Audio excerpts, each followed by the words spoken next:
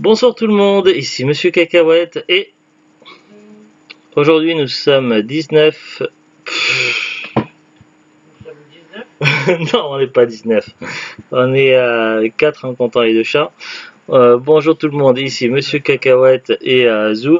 Aujourd'hui nous sommes dimanche 19 septembre 2021, il est déjà 16h et 9 minutes. Je suis un petit peu bugué aujourd'hui. Dans ce nouvel épisode de Parlons DVD, je vais vous parler du film qu'on a vu hier soir. Alors hier soir on était chez la maman de Zou, on a vu un DVD qu'on a amené et du coup le Parlons DVD je le fais maintenant. Alors le film qu'on a vu hier soir c'est AO, le dernier Néandertal. Alors c'est pas un documentaire, c'est un film comment on peut dire, une fiction quoi, mais qui parle quand même d'un sujet qui aurait pu exister, en tout cas qui parle d'hommes de Néandertal. Donc il y a eu plusieurs types d'hommes préhistoriques, les Homo sapiens, les hommes de Cro-Magnon, les hommes de Néandertal et des nouvelles espèces qui sont découvertes encore récemment, on en voit sur les réseaux sociaux et autres. Là, qu'est-ce que je peux vous dire sur ce film-là? Donc c'est un film dont j'avais vu la bande-annonce il y a longtemps et ça avait l'air très très sympa. C'était sur ma wishlist. Et puis un jour, il y a quelques années, donc on était à Leclerc, il y avait une promo, alors je sais plus, il fallait acheter plusieurs DVD à un prix sympa. Et du coup, sur les DVD que j'ai pris, ben, du coup, j'ai pris celui-ci pour compléter. Je sais plus si c'était un truc genre 4 pour 20 euros, une connerie comme ça. Du coup, je l'avais pris et je l'avais mis de côté en me disant on le verra un jour. Et puis, du coup, on l'a vu hier soir. Qu'est-ce que je peux vous dire sur le film? Alors, déjà, on va voir les petites infos. Alors, par le réalisateur de l'Odyssée de l'espèce, le sacre de l'homme et Homo sapiens. Homo, le dernier Néandertal, un film de Jacques Malater. Alors, il y a 30 000 ans, au milieu des terres gelées, le clan Dao disparaît. Ao, le dernier Néandertal, décide alors de partir à la recherche de son frère jumeau. Le long voyage commence. Ao parle avec la nature, mais d'autres hommes différents de lui, les Homo sapiens, veulent l'arrêter dans sa quête. Parmi eux, une femme prisonnière comme lui, Aki. Version audio VF.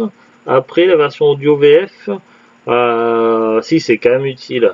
Parce qu'il y a des moments en fait où les personnages ils parlent, on entend leurs pensées, mais du coup là c'est en français, mais la plupart du temps ils parlent leur propre langage préhistorique, donc à ce moment-là on comprend après à travers les expressions et la gestuelle, mais sinon on comprend pas littéralement, ils n'ont pas sous-titré le préhistorique.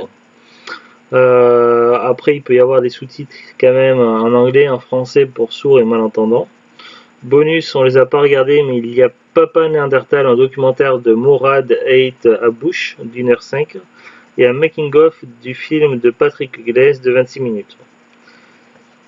Alors, comment résumer un petit peu le film sans trop spoiler? Après, c'est pas très embêtant de spoiler quelques détails. En tout cas, c'est un film, c'était une très bonne surprise. Je savais que le film allait me plaire, mais je pensais pas que je serais vraiment captivé à ce point-là. Après, j'ai pas vu énormément de films sur les hommes préhistoriques dans ma vie. Sauf si on compte, mince, je sais plus, avec une actrice très célèbre, un film qui était passé beaucoup sur M6, dont j'ai oublié le nom, certains films avec des dinosaures, mais la plupart des films avec des hommes préhistoriques que j'ai vus, c'était généralement des fictions sur des fantastiques et qui n'étaient pas forcément très réalistes. Ou alors des dessins animés comme Raon. Tandis que là, on est évidemment sur une fiction, mais là, on est vraiment sur une histoire qui aurait pu éventuellement exister.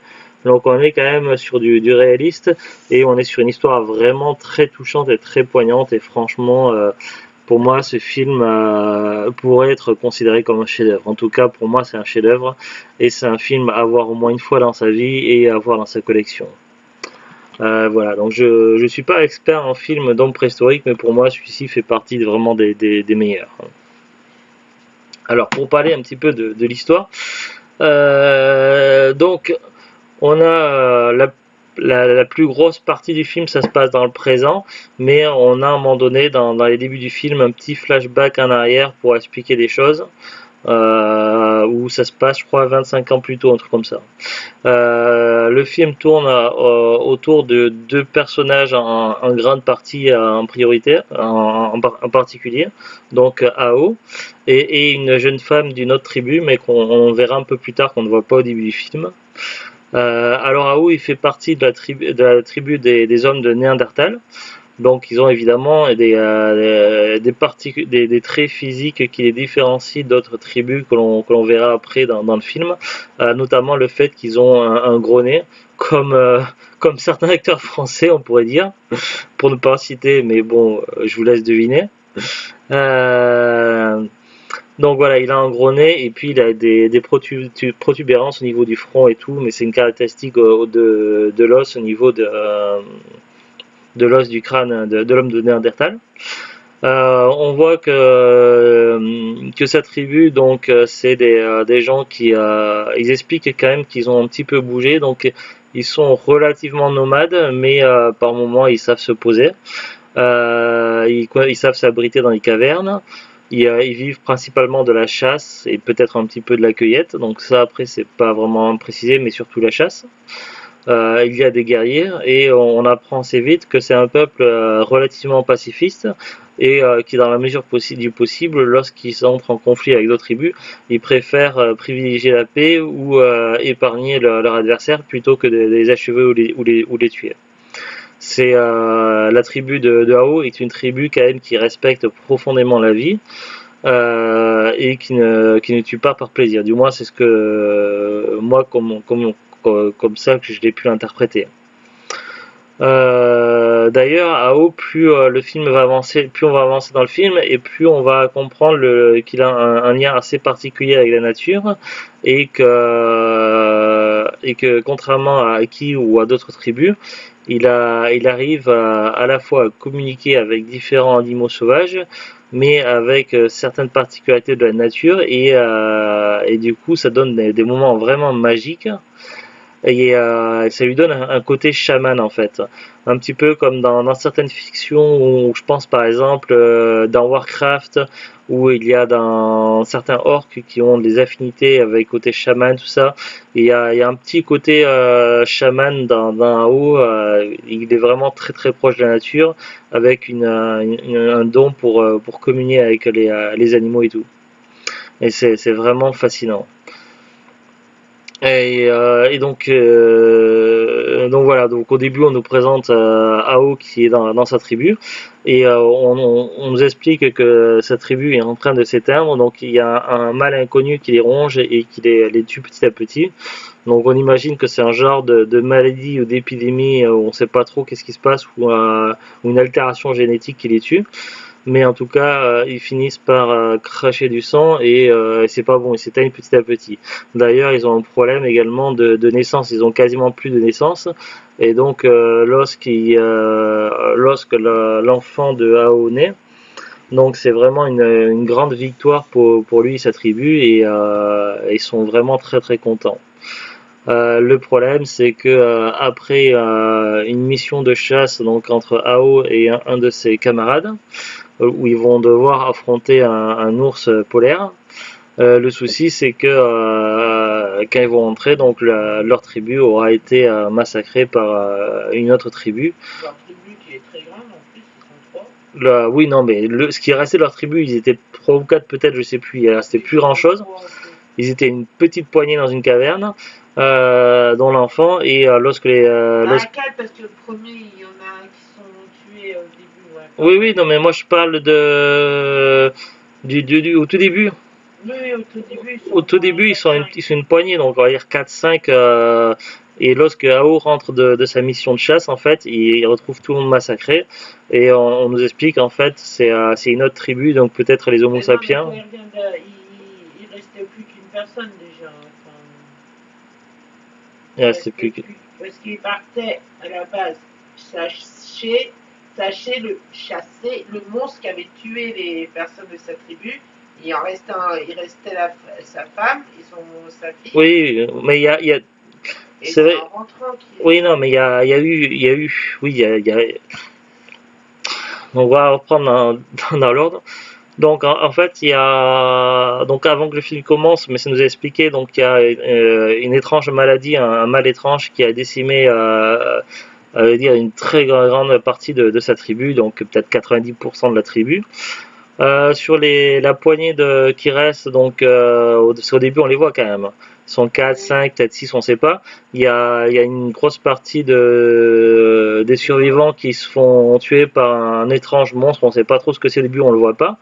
Et donc peut-être que c'était l'ours polaire. Et puis finalement, donc Ao et un autre chasseur, donc ils partent affronter le monstre. Et quand Ao rentre, donc il voit que ceux qui restaient, donc les plus proches, sa femme et son fils, ont été massacrés par une autre tribu. Et on suppose que c'était du coup les Homo sapiens. Et du coup, Ao va partir en voyage. Et là, du coup, on va avoir un petit flashback en arrière 25 ans plus tôt. On nous explique qu'il reste quand même un autre membre de sa tribu qui pourrait éventuellement retrouver. C'est-à-dire que lors d'un échange culturel, on pourrait dire entre guillemets, un échange culturel entre la tribu de Ao de Néandertal et une autre tribu d'Homo sapiens peut-être. non, de Néandertal aussi. De Néandertal aussi ou de Cro-Magnon, je sais pas. Non, c'est la même. De Néandertal aussi. Ouais. Bref, donc c'est une autre lors d'un échange plus ou moins culturel avec une autre tribu, comme ça se faisait par exemple beaucoup plus tard au temps du Moyen Âge avec les rois, les reines. Des fois, il y avait des mariages organisés entre différents pays de façon à renforcer comment ça s'appelle, les alliances politiques, tout ça, et donc du coup pour favoriser la paix et éviter les guerres. Du coup, c'est un petit peu ce genre de choses qui se fait entre la tribu d'Ao et une autre tribu. En fait, ils vont échanger un enfant qui va partir de la tribu d'Ao, donc le frère d'Ao, et un autre enfant de l'autre tribu qui va arriver dans la tribu de Ao. Et du coup, ça va être un moment très douloureux Non, de. c'est Ao qui est choisi pour partir. Ah, c'est Ao qui est choisi pour partir. Mais oui. Donc du coup, c'est Ao qui part dans l'autre tribu. Et, Son frère, il reste. et son frère qui reste. Donc du coup, il est quand même séparé de son frère. C'est en échange entre deux tribus. C'est pour différents enjeux que les chefs ont choisi ça. Et certainement, il y a certainement un côté politique pour renforcer des alliances. Déjà à cette époque-là, on voit quand même que même si les tribus de Néandertal sont moins évoluées que d'autres tribus qu'on va voir dans le film, ils restent quand même assez évolués et il y a quand même pas mal on voit quand même qu'il y a une certaine intelligence et qu'il y a quand même un début d'évolution et pas mal de choses. Ils connaissent déjà le feu, enfin il y a pas mal de trucs. Le troc, le fait d'épargner des adversaires plutôt que de les tuer, plus une façon de communier avec la nature et les animaux, donc il y a quand même une certaine évolution. Bref, donc pour Ao, donc il se souvient donc de son frère et donc il part, comme il se retrouve tout seul, il décide de partir en voyage à la recherche de son frère et il va utiliser donc son don pour communier avec les esprits. Qui va du coup, pour lui, ça va faire apparaître sous forme d'image qui va se matérialiser comme une image de son frère pour le guider dans la direction à prendre pour le retrouver et retrouver sa tribu. Donc du coup, il va partir en voyage initiatique et durant ce voyage-là, il va vivre plusieurs aventures et dont l'une de ses premières aventures où il va se retrouver prisonnier dans un village. Donc on nous explique à plusieurs reprises vers quel endroit il se déplace. Donc à un moment donné, il va être dans le nord de l'Europe, après plutôt dans le milieu de l'Europe. Ils disent toujours l'Europe, mais à cette époque-là, il faut savoir que les continents n'étaient pas faits de la même façon que maintenant à la préhistoire, puisqu'il y a les mouvements des plaques tectoniques, tout ça, et maintenant on a des océans qu'il n'y avait pas à la préhistoire. Et donc à l'époque de la préhistoire, il était possible à pied d'aller certainement on va dire de l'Europe centrale jusqu'aux États-Unis. Donc et d'ailleurs on le voit, même s'ils expliquent Europe par exemple tel endroit ou machin, on voit qu'à travers les paysages, les animaux et les tribus rencontrées, quand on arrive à deviner où se situe Ao. Et à un moment donné, j'ai l'impression qu'il se retrouve en Amérique. D'ailleurs, une tribu où il va se retrouver piégé par une tribu, on dirait des Amérindiens. Et c'est là qu'il va faire, par le plus grand des hasards, la connaissance d'Aki, qui sera également une femme préhistorique d'une autre tribu qui a été fait prisonnier par la tribu des Amérindiens. On va les appeler comme ça puisque j'ai pas de nom spécifique. Et du coup, donc par une ruse inventée par Ao, ils vont pouvoir s'échapper. Et du coup, même s'ils ne se connaissent pas et qu'ils ne sont pas de la même tribu, ils vont du coup en premier temps donc s'entraider juste pour survivre et apprendre avec le temps à faire connaissance. Donc en sachant que cette jeune femme a un bébé et Ao a perdu son enfant, et donc du coup pour lui il voit en elle, la première chose qu'il voit en elle, l'occasion pour lui d'être père, donc d'avoir la paternité qui lui a été enlevée. Donc il y a elle on va entendre les pensées de Ao, et on va entendre aussi les pensées de Aki. Et pour elle, Ao, la première impression, c'est que c'est un homme d'une autre tribu qu'elle ne connaît pas, qui semble un peu rustre et moins évolué, et qui n'a pas vraiment d'intérêt pour elle. Après, le souci, c'est qu'ils vont être pourchassés par une tribu adverse, et du coup, ils vont apprendre à s'entraider. Alors, Ao a certaines qualités, donc il a son côté chaman qui va leur être très utile à plusieurs reprises dans l'aventure, son don, son côté chamanique, mais il a également une certaine robustesse et une capacité à la protéger et à combattre au corps à corps, plus certains éléments de ruse qu'elle n'aurait pas forcément pensé. Donc malgré l'apparence extérieure qu'elle s'imaginait en le voyant, il est plus intelligent qu'il n'y paraissait. Et elle, de son côté, va lui apprendre la médecine. Donc elle va la soigner du mal qui le ronge, et du coup elle va lui apprendre différentes choses. Elle va lui apprendre la façon de se servir d'une lance, ainsi que différentes choses. Donc ils vont partager leurs connaissances, et ils vont apprendre à parler chacun la langue préhistorique de l'un et de l'autre. Du coup, le voyage qu'il avait commencé solitaire à Ao, ils vont le poursuivre ensemble. Aki qui cherche quand même à retrouver sa tribu à la base, et lui qui cherche à retrouver son frère. Du coup, ils vont partager ce bout de chemin ensemble et apprendre à se découvrir et à s'apprécier. Donc ça va se représenter une grande majorité du film. Évidemment, il va y avoir des moments tristes, il va y avoir des moments heureux, des moments drôles. C'est un film rempli d'émotions, et qui retrace comment aurait pu être éventuellement le parcours d'un des derniers hommes de Néandertal. Et franchement, c'est un film qui vaut le détour, et j'ai été vraiment très très impressionné. Alors, je connais pas les autres films qui citent Le Sacre de l'Homme et Homo sapiens, ni l'Odyssée de l'espèce, donc il faudra que je les vois un jour. Mais en tout cas, ce film-là vaut vraiment le détour. Je ne dis pas plus pour ne pas trop spoiler, mais je vous le conseille fortement. Vraiment un très très bon film. Voilà, après le boîtier est standard. Il y a un petit fascicule. C'est assez rare dans les DVD. Donc là, on a un petit document qui accompagne et qui explique des choses. C'est sympa ça, faudrait que je le lise, tiens.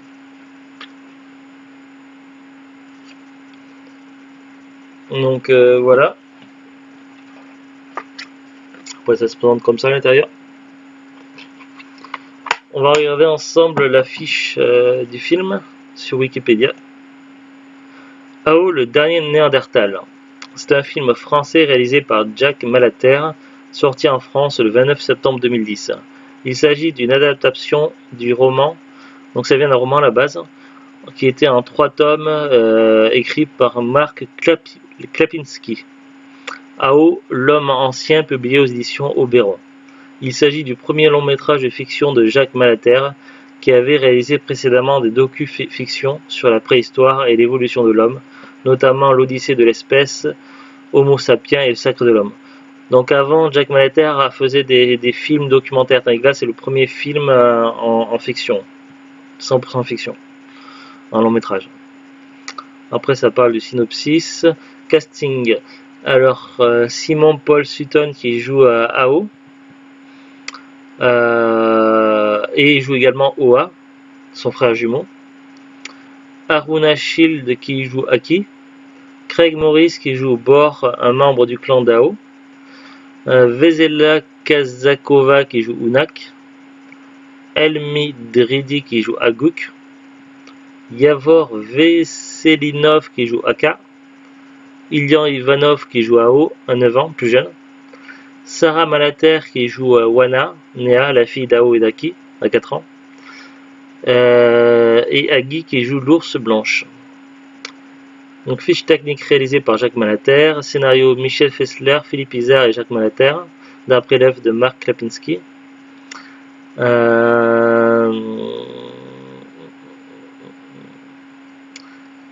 Langue de tournage français et langue préhistorique réinventée. Budget 13 millions d'euros. Durée 84 minutes. Sorti en France le 29 septembre 2010. En Suisse romande le 29 septembre 2010. Film interdit au moins 10 ans. En France. Réception. À sa sortie, Ao, le dernier Néandertal, a reçu des critiques mixtes, autant de la part de spectateurs que de la presse professionnelle. Le site web Allociné offre une moyenne de 2,41 sur 5. Ah, c'est dommage, c'est peu. Au film à partir de 17 notes de titres de presse française. Oui, mais sur Allociné, c'est que des titres de presse française à chaque fois. Les titres de presse, souvent, ils descendent les œuvres alors qu'elles sont super. Et par contre, ils mettent des super notes à des films tout pourris. Donc, faut pas forcément se fier à ça. Le public a boudé le film puisqu'il n'a attiré que 234 203 spectateurs sur 4 semaines, sachant que de nombreux cinémas ont déprogrammé le film au bout de 2 semaines seulement. Voilà, donc les cinémas n'ont pas joué le jeu. Et voilà, quand c'est des films tout pourris, même pas drôles, ça passe pendant presque un an au cinéma et tout le monde va le voir. Et quand c'est des films très intéressants, les gens ça lui passe complètement à côté. C'est le cinéma en France, des fois je me demande, c'est pas, voilà, c'est pas forcément la qualité qui prime. C'est dommage parce que c'est vraiment un super film qui mérite d'être connu. Alors ils nous disent parallèle avec la guerre du feu. Comme ceux de la guerre du feu de Jean-Jacques Hano, les personnages du film utilisent des langues imaginées, sans sous-titres. En revanche, des voix off traduisent la pensée des personnages et facilitent ainsi la compréhension de l'action. Les noms des deux personnages principaux imaginés par Marc Klapinski, Ao et Aki, sont proches de ceux des deux personnages principaux de la guerre du feu, Nao et Ika. Voilà, c'est tout ce que j'ai comme info sur Wikipédia. Donc le DVD avait été acheté à Leclerc dans le cadre d'une promotion, donc j'ai plus le prix en tête. Si je regarde sur internet, par exemple sur Amazon, donc expédié et vendu par Amazon, donc il est toujours vendu apparemment pour 7,18 €, ce qui est un prix assez correct. Après, j'ai pas regardé, mais il y a plein d'autres sites internet. Il y a eBay, il y a Le Bon Coin, il y a Vinted, il y a Fnac, il y a Rakuten, etc. Donc après, à voir. Donc je sais pas si on peut trouver, on doit pouvoir peut-être trouver le DVD neuf à 5 €. Après, il y a les vendeurs pro et les particuliers aussi. Après, si on cherche à l'occasion, on doit pouvoir trouver le DVD certainement entre 1 et 5 €. Il n'a pas l'air d'être rare ni peu courant. En tout cas, il est toujours vendu. Donc voilà, je sais pas quel est le prix qui cote en moyenne le film. En tout cas, je suis très très content de cette petite trouvaille. Et c'est un film que je reverrai avec plaisir. Mais même si je connais l'histoire, donc c'est vraiment pas gênant, c'est un film que je reverrai plusieurs fois avec grand plaisir. Donc voilà, c'était Ao, le dernier Néandertal. Allez, bon fin dimanche. Salut, salut.